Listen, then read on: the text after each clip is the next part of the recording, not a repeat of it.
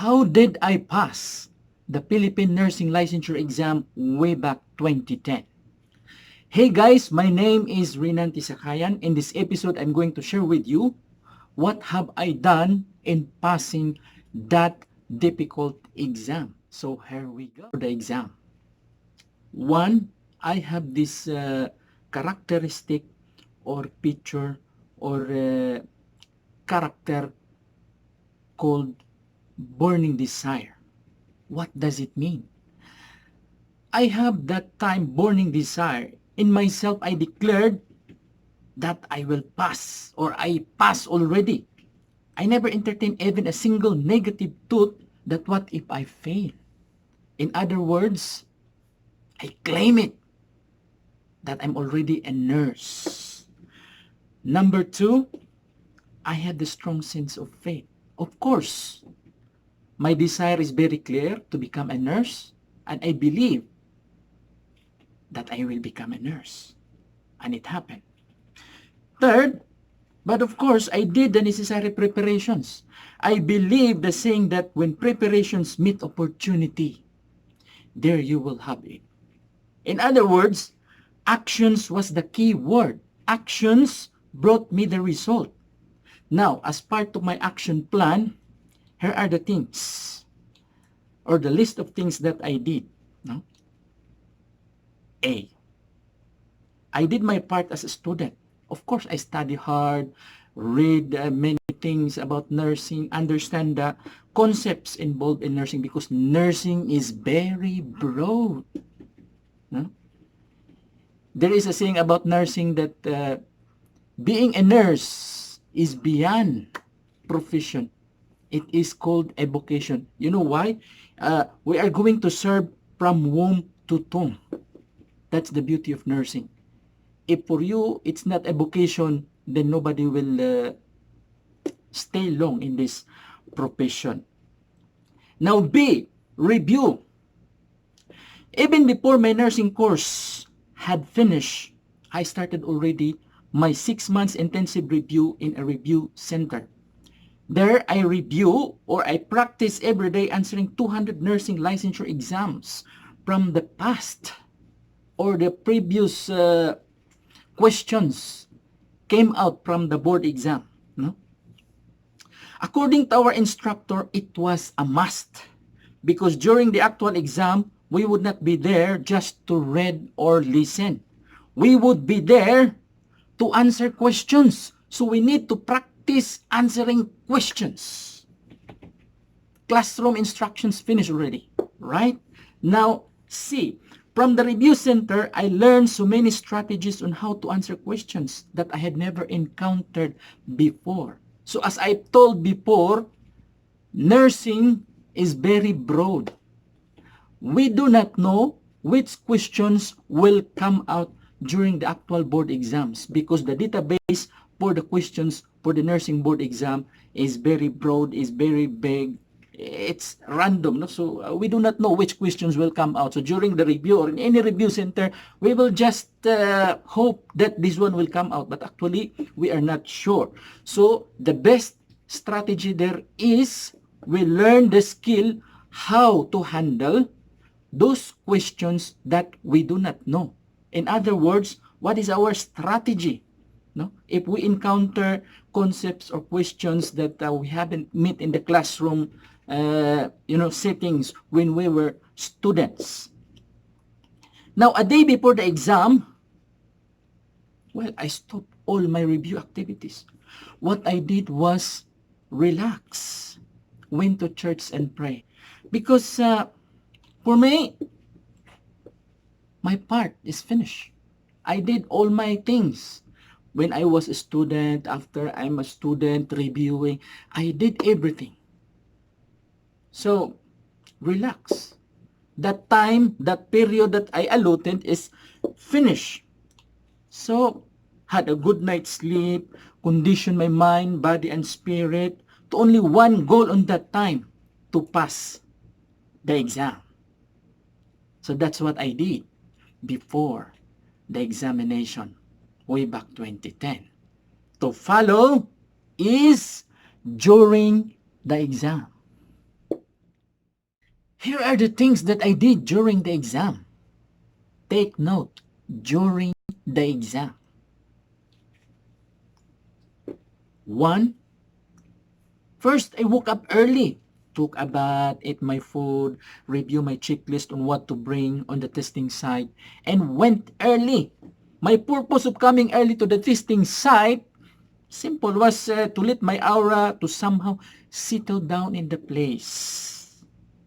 I believe this would help me to relax, increase my concentration, and summon the positive energy from within and outside of me. Because, based of my experience, during the actual exam, I had this different feeling. So, for me, this is it. If I cannot control my emotions, maybe panic or anxiety will take over of me, So, I went early to relax myself, my whole self, and adjust in the fighting mode. Now, here are the strategies I use in confronting or in attacking the questions. 1. Treat the exam as a battlefield. I remember one of my instructors, told us that taking the board exam is like a soldier going to a battle. And I agree. It's true. There was only one result after the exam. Either I will pass or I will fail. Right? So that's the number one strategy. Treat the exam as a battlefield. In other words, treat the exam seriously. Another strategy that I employ, the process of elimination. This was very effective. Now, listen. Questions in the licensure exam is situational. So, it's very tricky if I don't understand the given situation or scenario. I look for keywords like, for example, except. This word except will always come out in the board exam questions and even in other exams related to nursing. There are so many other keywords, but this word except is very common. Now, once I understood what the situation was asking, I went immediately eliminating those choices that has no relation to the question. It would immediately increase my chances to get the right answer, right? If there are 4 questions and I was able to eliminate 2, now I have 50-50 chances to get the correct answer, right? Right. Another strategy that I use, the process of prioritization. Now, in identifying which needs of the patient to be taken care of first, in nursing, we are using the Maslow's hierarchy of needs or the process of nursing called ADPI. Now, most of the nursing, even in the first year course, and the first year of this nursing, knows already what is the nursing process, what this ADPI stands for: assessment, diagnosis, planning, implementation, and evaluation, right? And also the Maslow's hierarchy of needs. It's a 5. So after knowing that the question was looking for a prioritization, I immediately identify whether or not it was Maslow's or nursing process. If it is Maslow's, everything that is not involved about Maslow's, I eliminate everything. So it makes the question very easy now, and it will, save your time. Other strategy that I employ during the exam is time management. Remember, whatever exam you are going to take, either it is a board exam of the Philippine nursing or whatever it is, ILTS, if you plan to go outside the country, NCLEX for the American, all other exams, time is very important. If you do not manage well your time, you will fail. Yes, you will fail. So from the very beginning, I put in my mind that I need to use my time consciously. I have my clock aside from those medicines that I put on my pocket because uh, maybe anxiety will arise. You might having diarrhea because of the feeling, because this is it. This is the actual. This is not practice. This is no longer in classroom settings that you can negotiate with your teacher. No. Pass or fail. Either one. So I brought everything, water, like that, and the watch. I'm very conscious with my watch. The exam was composed of 500 items. That's the Philippine Nursing Board exam for those friend of me who is not Filipino. On day 1, 300 items we tackled. And on day 2, the remaining 200 items. Now, 2 hours was allotted to answer the 100 item questions. So meaning to say, I need to answer one question in just 1 minute and 20 seconds. No more, no less. I keep on watching my watch during the exam. 1 minute and 20 seconds only. No more, no less. So what I did was more on scanning, looking for a keyword, because mostly the question is a long paragraph and the choices also of long paragraphs. Now, if I would read that line by line, the 1 minute and 20 seconds allotted time per question was not enough. Yes, was not enough. Another thing, I never bother myself if there was my testmate submitted their papers ahead of me. In short, I strictly followed the time frame.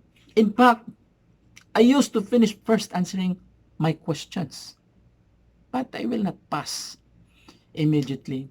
I consume the allotted time. For me, I will not cause panic of my other colleagues taking the exam, because the feeling that, oh, they finished already, and me, you will immediately answer the questions quickly without thinking, without analyzing carefully. So not good, right? Now, another strategy that I use during the exam: don't leave blank. Never leave blank. Even if I did not know the answers or the time was up, I never leave blanks in my answer sheets. Never. Because if you leave blank, automatic it's 0. But if you didn't leave it blank, you have a 50-50 chances that you might be correct. Right? Right. Here is the thing. Learn to move on. Oh, not only in love appears, there is a move on. No? In the exam, there is also move on process. I learned to move on. I didn't leave my mind from the past questions which I thought my answers might be wrong. In other words, I keep moving forward and leave the past behind. I never allowed it to ruin my correct answers in the next set of questions. I made it sure that the positive energy was the dominant force inside me during the exam. Take note of that. And another thing is trust my instinct. Since I followed strictly my time management, so as I said before, I finished my exam usually 20 to 25 minutes ahead of time. I did have time to review my answers, and I did it. But I never changed my first answers, because I really believe that my instinct is correct most of the time. And even until now, I rely most of my instinct. And the last strategy that I used during the exam was bahala na strategy. For those friends of mine who are not Filipinos, bahala na strategy, meaning to say, come what may. Right? Come what may. So, One of my review instructors told us that if you really don't have any idea on what to answer, just choose the letter C option. Whatever it is, just choose the letter C and move on to the next. Simple, right? Don't leave the blank. Move to C immediately. Now, after the exam, here's the thing. Every after set of exams had finished, we had the break time, no? To eat our snacks or to take our food. So I used to hear other examinees discussing their answers. Oh, this is my answer, blah, blah, blah, blah. This is the right, correct answer because they are rationalizing like that. So I just ignored them. For me, my answer was the best and was the correct one compared to them. There you have it. That's what I did in passing the Philippine Nursing Licensure exam. I am not saying that this would be effective to you also, but I'm sure it made me a registered nurse. Not only in the Philippines, but also here in Saudi Arabia. Thank you for listening, guys. And please, if you like it, give me a thumbs up and share it. And subscribe also if you like. Thank you, guys. Bye-bye.